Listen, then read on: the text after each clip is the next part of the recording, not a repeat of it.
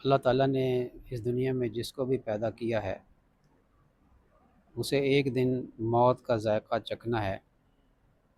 کل نفس ذائقۃ الموت،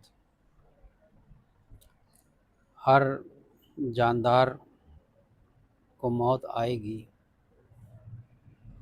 کوئی موت سے بھاگ نہیں سکتا، جان نہیں چھڑا سکتا،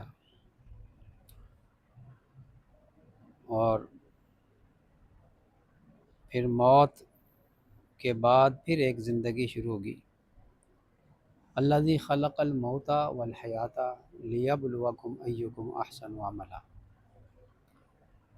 اللہ تعالیٰ نے موت اور زندگی پیدا فرمائی تاکہ تمہیں آزمائے کہ تم کیسے اعمال کر کر آتے ہو۔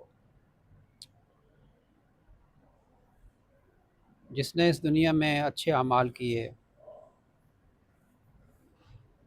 اس کو اللہ تعالیٰ دنیا میں بھی حیاتاً طیبہ عطا فرماتے ہیں، پاکیزہ زندگی، چین اور سکون والی زندگی، اطمینان والی زندگی،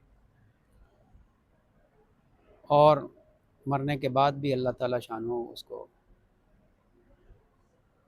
عیش والی زندگی عطا فرمائے۔ دنیا عیش کی جگہ نہیں، لا عیش الا عیش الآخرہ۔ دنیا گزر اوقات کی جگہ ہے، امتحان گاہ ہے، عیش کی جگہ آخرت ہے۔ بے وقوف ہے وہ انسان جو اس دنیا کی زندگی میں عیش چاہتا ہے۔ دنیا کی راحتوں کے اندر بھی تکلیف چھپی ہوئی ہے، راحت میں بھی تکلیف موجود ہے۔ وہ ایک الگ بات ہے کہ ہم کمپرومائز کر لیتے ہیں۔ انسان شادی بیاہ پر، اس کی مثال شادی بیاہ کی بڑی مثال ہے ہمارے سامنے۔ شادی بیاہ میں انسان پیسہ بھی بہت خرچ کرتا ہے، اور پیسہ نہیں ہوتا تو قرضہ لے کے بھی کرتا ہے، اور دن رات محنت کرتا ہے، اس میں تھکتا ہے۔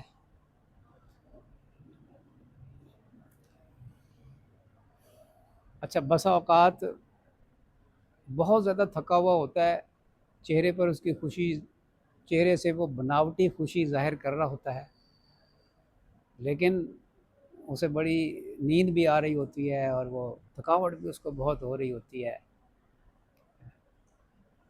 کہتا ہے جی بڑا مزہ آ رہا ہے۔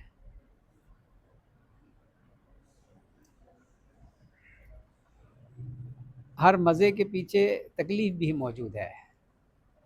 کھانا ہم کھاتے ہیں نا، جتنی بھی لذت والی چیز آپ کھا لیں، کتنی مزیدار چیز کھا لیں، لیکن اس کے ساتھ تکالیف بھی لگی ہوئی ہیں۔ 100% لذت اس دنیا کے اندر نہیں ہے۔ جو وہ تھوڑی بہت ہمیں لذت ملتی ہے نا، وہ ہماری تکلیف کی وجہ سے وہ لذت محسوس ہوتی ہے۔ انسان بڑا لمبا سفر کر کے کہیں پہنچا اور بڑی سخت پیاس لگی ہوئی ہے، تو ٹھنڈے پانی کی بڑی اسے لذت محسوس ہوتی ہے۔ وہ ٹھنڈا پانی پیتا ہے نا تو انگ انگ میں اس کی ٹھنڈ پہنچ جاتی ہے، تو وہ کہتا ہے الحمدللہ۔